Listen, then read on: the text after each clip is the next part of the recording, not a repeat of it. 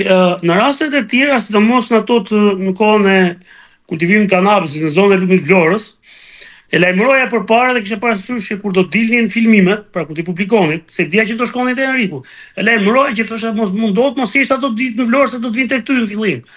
Edhe sa të na gjendje të tjerë, ti je aty, je afër. Megjithatë, siç ndodh me korrespondentë të rrethave që i pari që kontaktojnë janë ato, pavarësisht që nuk është më. Patjetër, dhe Enriku dal nga dal, krijoi personalitetin e vet, krijoi lidhjet e veta. Ishte pikë referimi aty për mediat italiane, krijoi lidhje të forta me misionin Interforce, me Guardia di Financën, me ambasadën, me konsullatën italiane në Vlorë. Filloi raportonte edhe për mediat italiane, edhe për RAI-n. Po ashtu filloi u bë dal nga dal kaloi tek zhvillimet politike, tek fushata zgjedhore në Vlorë. Pra pak nga pak ishte duke i marrë një nga një, duke rritur reputacionin e vet. Më vonë pastaj u angazhua me Unionin e Gazetarëve, mos gabojmë nga vitet e fundit ka qenë drejtuesi i Unionit të Gazetarëve. Organizata, sindikata për punës të mediave, diçka e tillë. Për qarkun e Vlorës, pra, si them, u bë pikë referimi dhe u bë, si them, ishte zëri kryesor, por Vlora ka qenë një qark gjithmonë shumë problematik.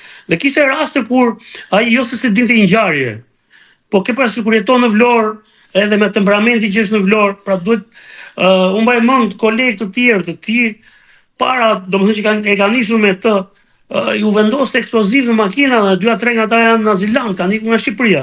Pra nuk rezistuan do.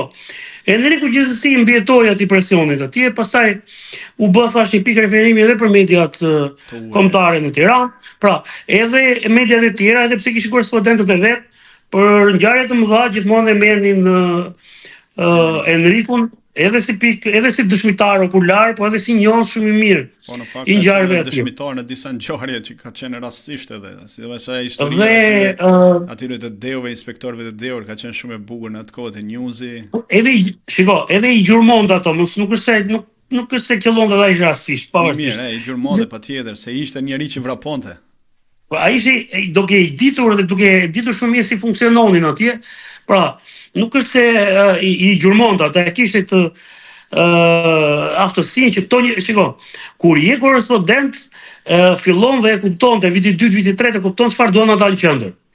Pra, nuk është më lajmi, po ti duhet gjesh një lajm që u pëlqen atyre në qendër. Pra, ti nuk do të çosh një lajm që përbën interes për Vlorën, po do të çosh një lajm që përbën interes për gjithë Shqipërinë.